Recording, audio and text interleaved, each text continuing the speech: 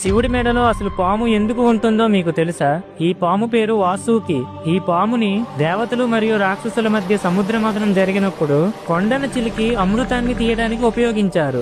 అలా వాసుకితో కొండను తిప్పినప్పుడు హాలాహలం అనే భయంకరమైన విషం సముద్రం నుండి బయటకు వచ్చింది. ఈ విషం బ్రహ్మాండాన్నే నాశనం చేయగలదు అని తెలుసుకున్న దేవతలు శివుడి దగ్గరకు వెళ్లి ఆ భయంకరమైన విషం నుండి బ్రహ్మాండాన్ని కాపాడమని మొరపెట్టుకుంటారు. శివుడు బ్రహ్మాండాన్ని రక్షించడానికి ఆ విషాన్ని తాగేస్తాడు. కానీ అది శివుడి గొంతులో దిగి శరీరంలోకి వెళ్తే శివుడికి చాలా ప్రమాదం అని తెలుసుకుని ఆ విషం ఆయన కంఠం నుండి కిందకు దిగకుండా పార్వతీదేవి శివుడి గొంతును గట్టిగా నొక్కి పట్టుకుంటుంది. కానీ పార్వతీదేవి అలా శివుడి కంఠాన్ని ఎక్కువసేపు పట్టుకుని ఉండలేదు కాబట్టి శివుడి పరమ భక్తుడైన వాసుకి, పరమేశ్వర, నేను మీ మెడను చుట్టి ఆ విషం కిందకు దిగకుండా ఆపుతాను, అంతేకాదు మీ మెడలో అలంకారంగా మీతోనే ఉండిపోతాను అని వేడుకుంటుంది.